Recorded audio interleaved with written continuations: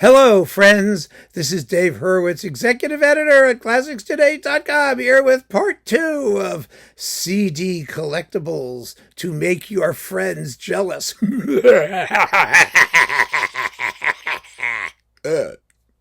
Yeah. Well, last time we did, you may recall, the Japanese Fort Wengler edition, but today we're doing the most difficult to source, obscure, great Brahms symphony cycle. These things have to be basic repertoire stuff, of course, because nobody's going to care if you have the most obscure Ruud Lanyard symphony cycle or something like that. No one's going to make it's not going to make any difference. No, it has to be something basic, something primal. Something's going to get those jealousy juices oozing and spurting. In this case, yeah. The most obscure of all the great Brahms cycles, this one. Kurt Sanderling with the Staatskapelle Dresden on Eurodisc. I mean, what the hell was Eurodisc? Eurodisc was this small label. Well, these were recorded. Let's see, when was this done? Oh, who knows when these were recorded? If I even 1972. All right, so they were around in the 60s and 70s. And 80s, sort of, kind of.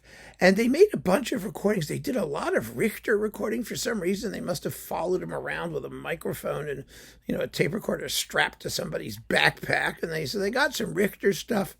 They did a bunch of operas, local operas, like, French operas or Italian operas sung in German. It was a German label. They had the Christa Ludwig Saint-Saëns, Samson and Delilah with Giuseppe Patanè. I remember that. And there were like all of these odd little things that they somehow, got their tentacles into. And one of the things they had somehow was this Brahms cycle. Now, it's an amazing Brahms cycle. We all know that. It has, first of all, the Staatskapelle Dresden, which was the great German orchestra. And anyone who thinks the great German orchestra was the Berlin Philharmonic needs to have their head examined. That was simply a function of Cold War politics, frankly. The Staatskapelle Dresden is the great German orchestra. And Kurt Sanderling, who at that point was still stuck between, behind the Iron Curtain as well. So they managed to somehow slip this past the Berlin Wall.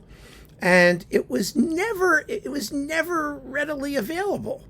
I mean, it was even on LP, back in the LP days, it was hard to find. Eurodisc recordings were always hard to find.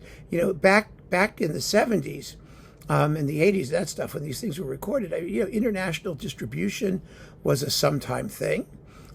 They were imports. They were some record shops managed to get them somehow. They smuggled them in on a banana boat. Who the heck knows how they got their mitts on them?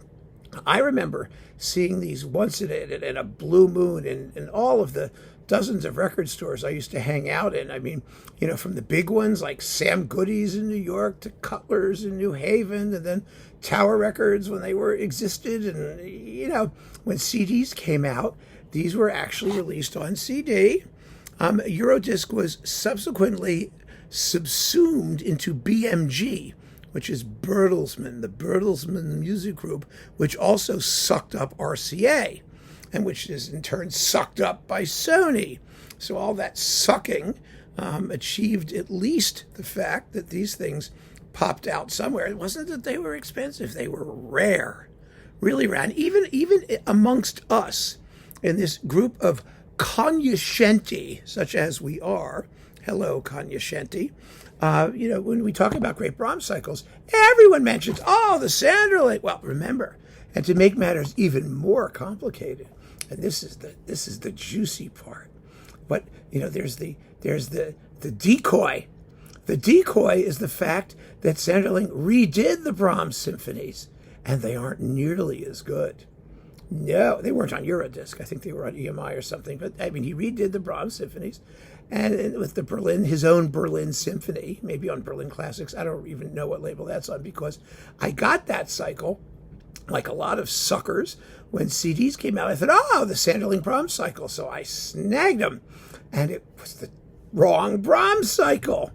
Oh, yes. So you can really stick it to your fellow CD collector friends who may think they have the Sanderling Brahms cycle, but they don't have the Sanderling Brahms cycle, because that one has to have the Staatskapelle Dresden. And here it is. And I have at least 2 of them. I do. I don't know how I got them, but I do. There's one downstairs in the overflow room as well. These are incredibly rare.